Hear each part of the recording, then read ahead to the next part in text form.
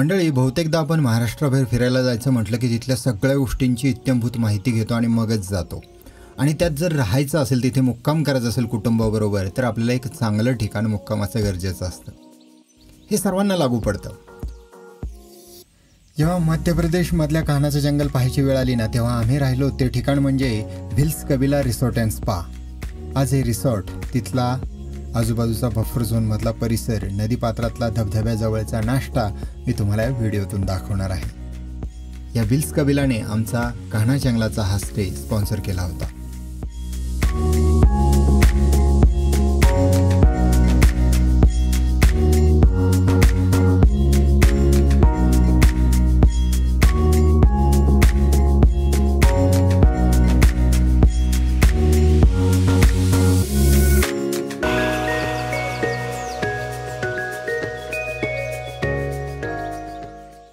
कान्हाचं जंगल त्याच्या प्राकृतिक सौंदर्यासाठी प्रसिद्धच आहे. बऱ्याच दिवसांचं कान्हाचं जंगल पाहण्याचं स्वप्न आता सत्यात उतरणार होतं.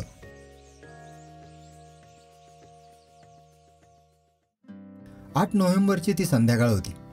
आम्ही 5 जण पेंचवरून कान्हाला पोहोचलो. आजचं मुक्कामाचं ठिकाण अर्थातच भिल्स कबिला रिसॉर्ट अँड स्पा. पुढचे 2 दिवस इथेच मुक्काम होता. कान्हाच्या जंगलाची सफारी करायची होती. चला तर मंडळी, मग तुम्हाला मी हे रिसॉर्ट दाखवतो. प्रशस्त खोल्या, मस्त मोकळ्या जागा असणाऱ्या भिल्स कबिलामध्ये आम्ही चेक इन केलं. सुंदर रीतीने बेड सजवलेले होते.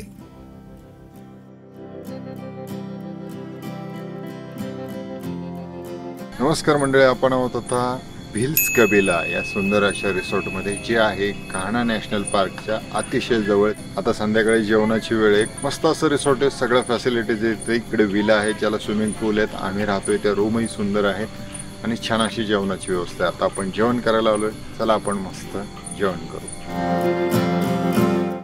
जेवणासाठी हे रेस्टॉरंट आहे आणि रेस्टॉरंटमध्ये आपण आता संध्याकाळचं जेवण करणार आहोत. थंडीमध्ये गरम सूप मस्त. मध्य प्रदेशाची एक गोष्ट मला जाणवली की कुठल्याही हॉटेलमध्ये तुम्ही तिथल्या जा, तुम्हाला जेवण अतिशय रुचकर आणि चांगल्या पद्धतीचं मिळतं. आता काय घेतलं मी तुम्हाला सांगतो. जेवणामध्ये दाल मखनी, आलू मटर, मटर पनीर, दाल मखनी, जिरा आलू आणि बैंगनाचे आहे. त्याच्याबरोबर मस्त अशी रोटी आहे आणि छान सगळ्या प्रकारचे आचार आहेत, पापड आहेत, लोणची आहेत, सॅलड आहे. मस्त जेवण आहे. चला आपण टेस्ट करू. शेवयाची खिरीने भैरवी झाली आणि आम्ही झोपायला मोकळे झालो.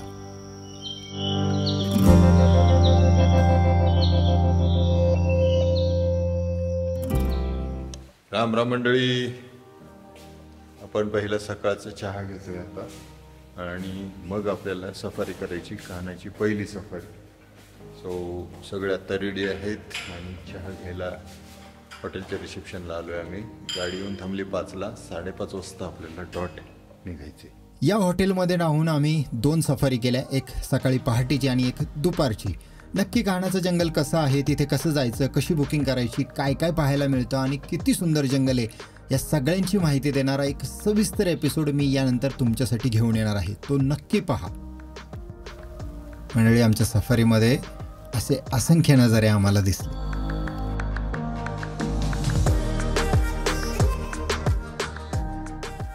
दुसऱ्या दिवशी जेव्हा आम्ही सकाळी उठलो, त्यानंतर पहिलं हे रिसॉर्ट पाहून घेऊया म्हटलं. मग आम्ही रिसॉर्ट पाहिलं. या रिसॉर्टमध्ये अनेक प्रकारचे रूम्स आहेत. काही मोकळ्या जागा आहेत, खेळण्याची व्यवस्था आहे, त्याचबरोबर काही प्रीमियम रूम्स आहेत आणि स्विमिंग टँकही आहे. बंजर नावाचा एक विला आहे, तो पाहायला गेलो. इथे असे अनेक विला आहेत. हे विला सुंदररित्या बांधलेले आहेत. जेव्हा आम्ही त्या आतून पाहिले, हरवून गेलो. अतिशय रस्टिक असा फील, सुंदररित्या सजवलेले. बाहेरच्या बाजूला एक रूम आणि आतल्या बाजूलाही तशीच सुंदर आणखी एक रूम. विशेष म्हणजे या सगळ्या विलांना स्वतःचा एक स्वतंत्र असा स्विमिंग टँक आहे. जेव्हा तुम्ही खिडकी उघडून बाहेरच्या बाजूला जाता त्यावेळेला तुम्हाला एक स्वतंत्र बसण्याची व्यवस्था आणि स्विमिंग टँक आणि रूम्स अतिशय वेगळ्या आणि सुंदर आहेत.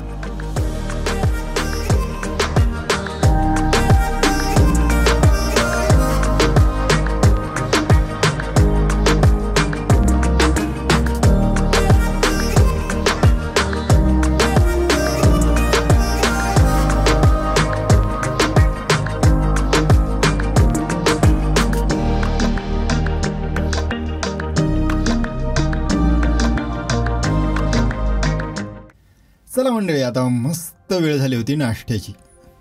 पण नाश्ता इथे न करता एका सुंदर अशा ठिकाणी करण्यासाठी हे लोक आपल्याला घेऊन जातात. आम्ही तिकडेच निघालो. वाटेत जाताना बंजर नावाची नदी लागली. ही नर्मदेची एक उपनदी आहे. आमच्याबरोबर हॉटेलतर्फे उमेश हा नाश्ता आणि काही सामान घेऊन गाडीमध्ये बसला होता. या बफर झोनमधल्या जंगलातून जाताना काही आदिवासी गावं आणि त्यांची घरं दिसतात. अवघ्या 15 मिनिटातच बफरचं जंगल सुरू झालं. जंगलाची एक सुंदर अशी वाट आणि सालाची उंच झाडं याच्यातून आमची गाडी पुढे चालली होती. एकदम डेन्स फॉरेस्ट आहे, त्याच्यातून सूर्यप्रकाशाची किरणं खाली येतात बघा. आणि आम्ही धबधब्याला नाश्ता करायला चाललोय बफरमधले. जंगल दिसलं की मन शांत आणि प्रसन्न होऊन जातं. हे नजारे सहजासहजी आपल्याला आपल्या रोजच्या जीवनात पाहायला मिळत नाही, आणि हे दिसलं की आपण भारावूनच जातो. दाट असं जंगल आहे आणि या जंगलामध्ये आम्ही आता नाश्ता करायला आलोय. बफर झोन आहे हा कानाचा. कानाच्या बफर झोनमध्ये आपण एका गावामध्ये येतो आणि या गावामध्ये आल्यानंतर आपल्याला इथे नाश्ता करायची सोय या व्हिल्स कबिलातर्फे असते. आता आम्ही इथे गाडी पार्क केली. इथे छोटंसं पोस्ट आहे जे फॉरेस्टचं आहे. इथे लक्ष ठेवावं लागतं कारण इथे पूर्वी प्राण्यांकडून हल्लेही झालेले आहेत. इथे सायटिंगही होतं अनेक प्राण्यांचं. सो असा सुंदर जंगलाचा भाग आहे जिथे आपण आता नाश्ता करायला आलो. चला. या झाडीतून जेव्हा ड्रोन वरती गेला तेव्हा बंजर नदीचा सुंदर प्रवाह दगडांमधून खळखळत वाहत असताना दिसला. मंडळी, काय सांगू ते दर्शन. आहा हा हा. हॉटेलकडून आलेला उमेश आपलं नाश्त्याचं सामान घेऊन पाण्याच्या दिशेने पुढे चालला आणि थोडा वेळ लागेल, नाश्ता लावतो असं सांगितलं आणि तो त्याची तयारी करत बसला. तोपर्यंत आम्ही आजूबाजूचा नजारा पाहत राहिलो.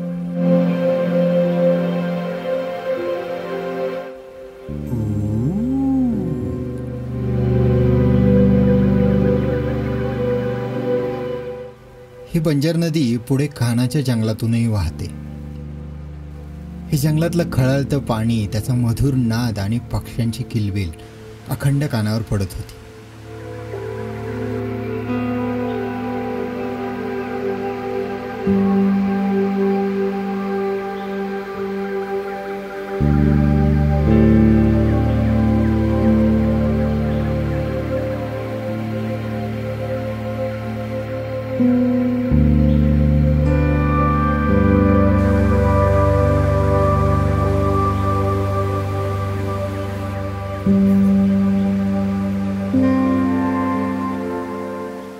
खरं तर जंगलातल्या नदीत स्वच्छ पाण्यात पाय सोडून नाश्ता करण्याची एक वेगळीच मजा आहे बरं का. मंडळी, निसर्गातल्या अतिशय सुंदर सुंदर अशा पर्यटनाच्या जागा मी तुम्हाला दाखवत असतो. त्यापैकीच ही एक सुंदर जागा आहे. एका नदीचा ओळ आहे, त्याच्यावरती धबधबे तयार झालेत आणि त्या नदीच्या पात्रामध्ये बसून नाश्ता करायचा आहे की नाही गंमत. अशी झकास जागा आहे ही. खरं जागा आहे मध्य प्रदेशामध्ये. मध्य प्रदेशामध्ये आम्ही कान्हाचं नॅशनल पार्क पाहायला आलोय आणि आज आम्ही बफरच्या जंगलामध्ये भटकंती करत करत या नदीच्या काठावर आलोय. बंजर नावाची नदी आहे.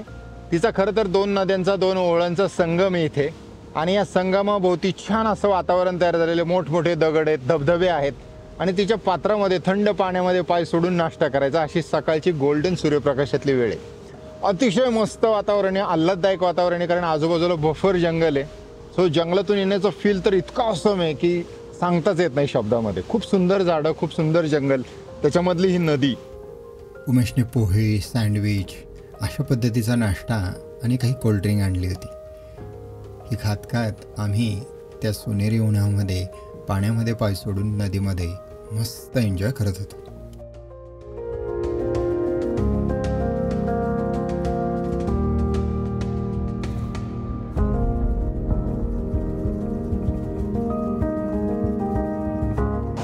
मस्त असा नाश्ता झाला आता आणि बिल्स कबिलातून हा नाश्ता उमेश घेऊन आला होता. त्याने सेटअप करून दिला. छान असा नाश्ता झालाय. आता मस्त पुढे जंगलाची सफर करायला पुढे चाललोय. तो चला आता निघूया आपण या जंगलातून परत रूमकडे. कसं वाटलं? भारी. जाताना बफरच्या जंगलात वाटेत थांबून जंगल पाहण्याचा मोह झालाच. इथे येऊन नाश्ता करणं, या नदीच्या काठावर बसणं, त्या धबधब्यामध्ये आंघोळ करणं खूप जबरदस्त आहे. आणि हे जंगल तर इतकं सुंदर आहे, ह्या जंगलामध्ये येऊन नुसतं इथले आवाज ऐकत राहावे असं वाटतं. सो आम्ही हे सगळं एन्जॉय करतो आहे, तुम्ही करत राहा.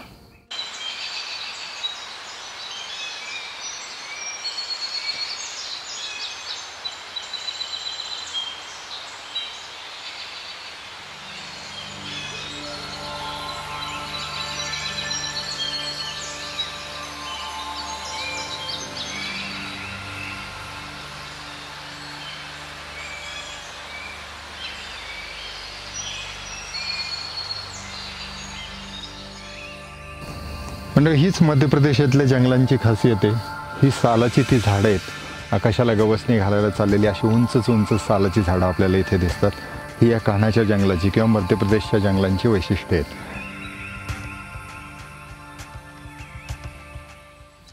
मंडळी, हे ठिकाण आम्ही पाहिलं, मस्तपैकी एन्जॉय केलं, तिथे राहिलो. तिथला छान नदीकाठचा नाश्ता आमच्या कायमच्या स्मरणात राहिला. बफरचं ते सुंदर जंगल मनामध्ये घर करून गेलं. जर तुम्ही कान्हाला कधी गेलात तर भिल्स कबिला या हॉटेलचा नक्की तुम्ही तुमच्या राहण्यासाठी पर्यायाचा विचार करू शकता.